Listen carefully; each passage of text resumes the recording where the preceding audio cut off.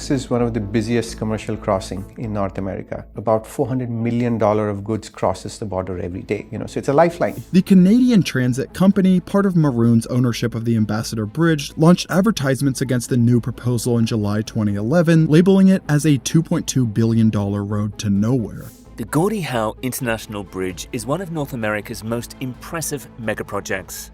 Gordie Howe International Bridge crews are working to wrap up construction there. Work is into the final stages. The bridge is set to open later this year, but there are still plenty of hurdles to clear before the new span can welcome cross-border traffic. This is one of the busiest commercial crossings in North America. Each day, nearly $400 million worth of goods travels back and forth across the border, a vital artery of commerce connecting two great nations, the United States and Canada, is interwoven through the countless industries and lives depending on seamless trade. Trucks carrying everything from auto parts to agricultural produce make this crossing an indispensable economic pipeline. In 2019, the towering steel structures began piercing the skyline. The $5 billion Gordie Howe Bridge promised to relieve the aging Ambassador Bridge's burden, which had faithfully served since 1929, handling over 10,000 trucks daily. This new bridge was designed to be a lifeline for the booming automotive industry and beyond, offering hope for more efficient cross-border logistics. But there was opposition from the very beginning. The billionaire Maroon family, owners of the Ambassador Bridge, saw the Gordie Howe Bridge as an existential threat to their business empire. They fought vigorously for years through lawsuits, lobbying, and political maneuvering to prevent the project from proceeding. Despite these formidable obstacles, legal battles, and political pressure, the Gordie Howe Bridge rose triumphantly above the Detroit River, a testament to perseverance and binational cooperation. Backed by public funds and a carefully crafted bond model, the Canadian government forecasted not only self-sufficiency, but significant profits within 3 decades. Stretching 6 lanes wide and 1.5 miles long, with 300,000 tons of precisely engineered steel, the bridge stood as an engineering marvel. Its design incorporated innovative features like slightly backward-tilted towers to better distribute cable tension, ensuring long-term durability while minimizing infrastructure risk premiums. The Windsor-Detroit Bridge Authority calculated revenue based on tolls, assuming an average of $6 per vehicle. Independent auditors confidently projected that the bridge would comfortably cover its debt obligations and even generate surpluses for the Canadian Treasury after 30 years. The entire vision rested on one key assumption: the steady, predictable flow of automotive parts, which historically crisscrossed the border multiple times during the manufacturing process. The Great Lakes Manufacturing Corridor operated on a finely tuned, just-in-time principle, where even minor disruptions had the potential to cascade into full-blown crises.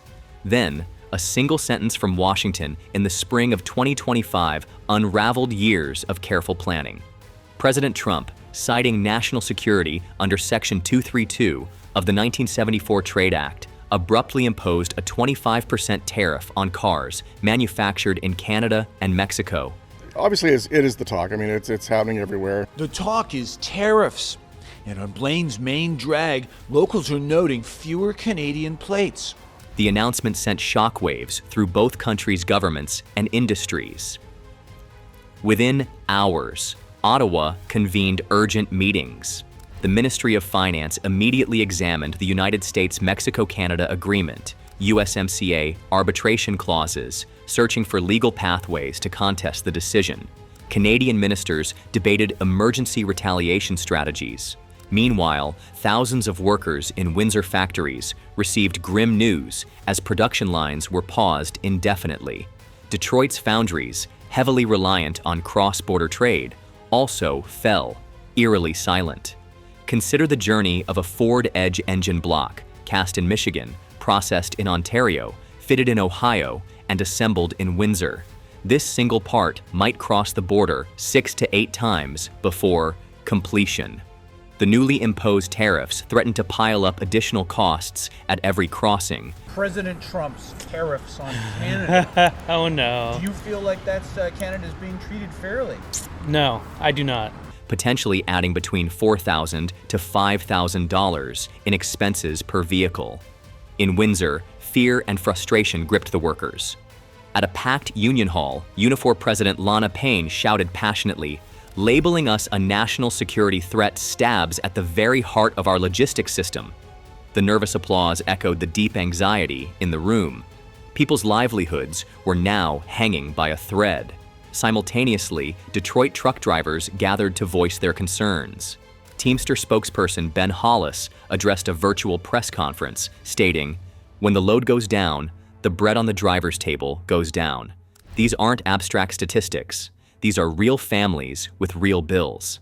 The Canadian Ministry of Industry quickly added a tariff scenario box to their financial models, previously full of optimistic projections. With annual toll revenues once confidently pegged at $70 million, those same models now faced massive shortfalls as cross-border automotive traffic began evaporating. The guarantee that automotive volume would offset any decline in tourism or other vehicle traffic was dissolving overnight. The Bank of Canada's Currency Risk Desk also scrambled into action. As tariffs inflated logistics costs, the Canadian dollar weakened, creating severe volatility that stretched beyond the reach of domestic interest rate policies. But things have changed since the tariffs took effect and since the tariffs have been threatened. Kind of traditions or things that people do by routines. Extended currency hedge windows were recommended as fluctuations spiraled unpredictably. The supply chain cracks grew wider. Louise Carmichael, a regional development professor at Michigan State University, spoke at a local council meeting in Michigan, warning, "Without imported engine blocks from Canada, 15 small foundries in Wayne County will close. The chain breaks not just in Windsor, but here in Detroit as well." Agriculture, too, felt the ripples. Ontario's greenhouse operations saw sudden cancellations of U.S. orders for tomatoes, cucumbers, and peppers. Michigan's soybean and bean exports to Canada plummeted by 27% within 3 short weeks following the announcement. Ottawa responded swiftly by imposing retaliatory tariffs on Michigan's pulse products, adopting a highly targeted political impact strategy. Political tensions surged on both sides of the border. In Windsor, Mayor Colleen Hahn publicly declared, "We're suspending funding for cultural events until Washington removes its punitive tariffs." Detroit City Council members urgently lobbied for federal exemptions, arguing that national trade decisions were holding their local economy hostage. As elections approached, Michigan became ground zero in the political storm. Republican delegates framed the tariffs as a bold stance for national security and domestic independence. Democratic senators scrambled to retain worker support in the critical automotive heartland, fearing electoral fallout. The Gordie Howe Bridge's financing agreements had avoided strict traffic volume guarantees. However, the indirect amortization model was deeply dependent on projected vehicle crossings. A drop of 35% would automatically extend federal guarantees, placing additional strain on Canada's treasury. Deputy Finance Minister Luke Shawn scribbled notes during a secret cabinet meeting. "We promised the public this bridge wouldn't create a tax burden. If this situation worsens, defending fiscal discipline will be nearly impossible." Meanwhile, from their perch on the aging Ambassador Bridge, the Maroon family watched with satisfaction. Their decades-long warnings about government-backed competition and financial instability seemed, at last, to be coming true. What began as a bold $5 billion dream to revolutionize North American trade now teetered dangerously close to becoming a cautionary tale. The Gordie Howe Bridge stood complete, its steel towers gleaming under the sun, but its purpose had been compromised. The bustling stream of commerce it was built to serve had slowed to a hesitant trickle. In this deeply interconnected global economy, where complex supply chains crisscross international borders multiple times for a single product, even one unexpected political decision can transform engineering triumphs into stranded assets.